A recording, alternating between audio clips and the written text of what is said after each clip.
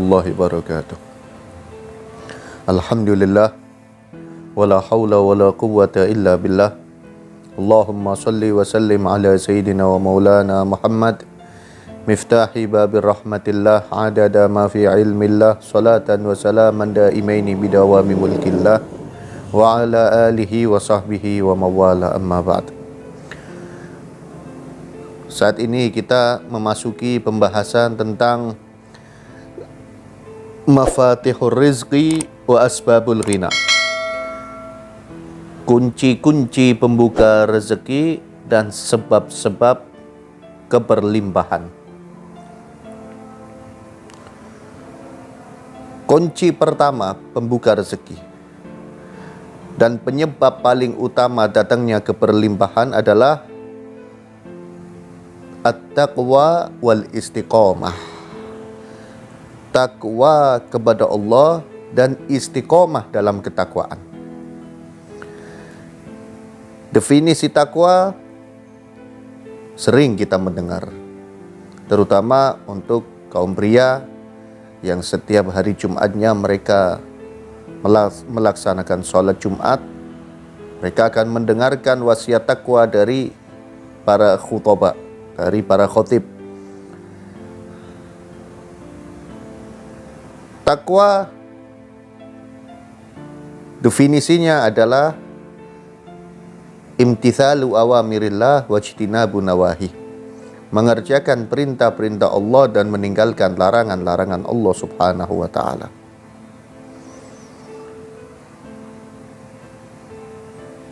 Kalau misalkan ada seseorang dia berusaha untuk menjalankan perintah Allah subhanahu wa ta'ala, akan tetapi tidak ada usaha untuk meninggalkan kemaksiatan.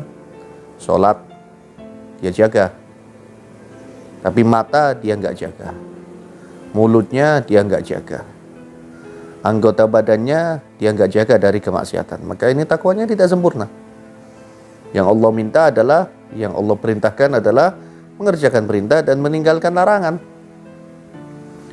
Sebaliknya ada orang mengatakan saya maksiat enggak, tapi perintah belum bisa saya laksanakan. Meninggalkan perintah Allah sudah termasuk maksiat besar. Meninggalkan perintah Allah sudah termasuk maksiat besar. Sehingga yang namanya takwa adalah melaksanakan perintah-perintah Allah dan menjalankan dan meninggalkan larangan-larangan Allah subhanahu wa ta'ala, serta istiqomah dalam ketakwaannya itu. Istiqomah terus menerus. Karena ibadah kita dinilai di antara hal-hal yang mempengaruhi nilai ibadah kita di hadapan Allah adalah istiqomahnya. Istiqomah atau tidak kita dalam sebuah ibadah itu. Kemudian nanti ada ikhlas, kemudian ada khusyuk dan lain sebagainya. Intinya takwa dan istiqomah adalah salah satu pembuka pintu rezeki dan penyebab turunnya keberlimpahan dari Allah subhanahu wa ta'ala. Di mana Allah subhanahu wa ta'ala berfirman dalam Al-Quran, a'udzu billahi minasyaitonir rajim, wa may yattaqillaha yaj'al lahu makhraja wa yarzuqhu min haitsu la yahtasib. Barang siapa yang istiqomah dalam takwa kepada Allah subhanahu wa ta'ala. Di sini Allah subhanahu wa ta'ala berfirman dengan menggunakan fi'lul mudhari, yang artinya lil hal wal istiqbal, sekarang maupun di waktu yang akan datang. Kita diminta takwa terus menerus kepada Allah subhanahu wa ta'ala.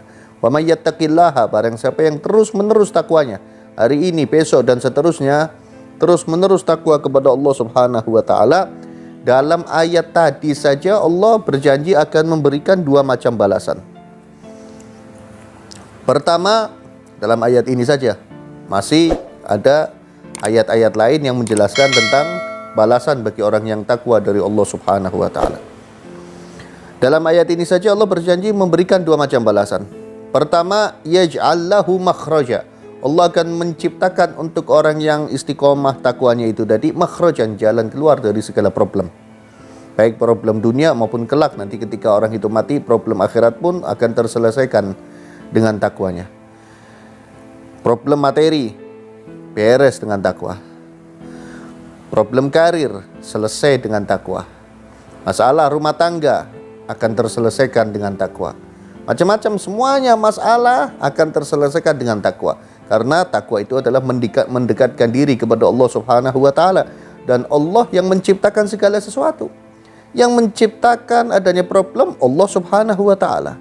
Begitu juga yang menciptakan jalan keluar Allah Subhanahu wa taala. Sehingga tugas kita adalah istiqomah dekat dengan Allah Subhanahu wa taala agar kita cepat mendapatkan jalan keluar dari semua problem-problem yang dialami. Janji yang kedua dalam ayat tersebut adalah wa yarzuqhu min haitsu la yahtasib. Allah akan memberikan rezeki kepada orang tersebut dari arah yang tidak disangka-sangka. Bukan berarti orang yang takwa itu nganggur. Enggak. Dia harus tetap usaha. Tapi Allah akan mengirimkan rezeki yang kadang datangnya bukan dari hasil usahanya. Usaha itu harus. Kita tahu para sahabat itu mereka semangat ibadah dan semangat dalam berusaha. Sahabat Abdurrahman bin Auf. Sahabat Abdurrahman bin Auf adalah sahabat yang terkenal sangat kaya raya. Beliau termasuk minal muhajirin, kelompok sahabat yang hijrah dari Mekah menuju Madinah. Ketika sahabat Abdurrahman bin Auf berada di Madinah, itu Nabi SAW mempersaudarakan sahabat Abdurrahman bin Auf dengan salah satu sahabat Ansor, dengan salah satu sahabat yang asli penduduk kota Madinah yang bernama Amir ibn Rabi'. Dipersahabatkan. Setelah dipersahabatkan, disambungkan kekerabatannya oleh Nabi dengan Amir bin Rabi' itu tadi. Amir bin Rabi' mengatakan kepada sahabat Abdurrahman bin Auf, "Ya Abdurrahman, aku akan bagi dua hartaku. Separuh untukmu dan separuh untukku. Dan aku punya dua istri. Nanti istriku yang kamu cintai, yang kamu sukai akan aku ceraikan, dan silahkan nikah dengan istriku setelah dia selesai dari iddahnya." Apa yang dijawab? Apa yang dikatakan sahabat Abdurrahman bin Auf? Sahabat Abdurrahman bin Auf mengatakan, "Barakallahu lak fi malik wa fi ahlik." Mudah-mudahan Allah memberkaimu di dalam hartamu dan di dalam keluargamu. Aku tidak butuh itu semua. Walakin dullani ala suq, tapi tunjukkan aku di mana pasar. Beliau semangat berbisnis, berdagang, berusaha. Padahal tadi sudah mendapatkan tawaran yang begitu indah dari sahabat. Dan tentu harta yang ditawarkan oleh sahabat Muhajir, sahabat Ansor yang dipersaudarakan oleh Nabi itu tadi, yaitu Amin bin Rabi, tentu harta yang halal, harta yang baik, harta yang thayyib. Bukan sembarang harta, bukan syubhat.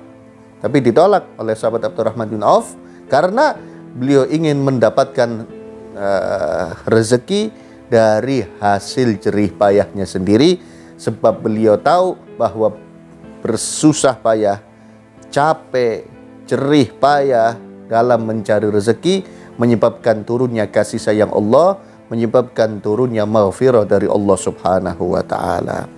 Kemudian istiqomah dalam takwa. Jangan kita takwanya tanpa didasari istiqomah. Semangat, sholat, nanti tiba-tiba 1 bulan nggak sholat. Puasa, tahun ini puasa, tahun depan nggak. Nah, bukan itu yang diharapkan oleh Allah. Yang namanya orang takwa selalu meninggalkan perintah, selalu menjalankan perintah, dan selalu meninggalkan larangan Allah Subhanahu wa taala. Selalu istiqomah. Kalau sudah istiqomah, luar biasa balasannya. Tadi dalam satu ayat aja Allah memberikan 2 janji. Jalan keluar dari segala problem dan rezeki dari arah yang tidak disangka-sangka. Wallahu a'lam. Assalamualaikum warahmatullahi wabarakatuh.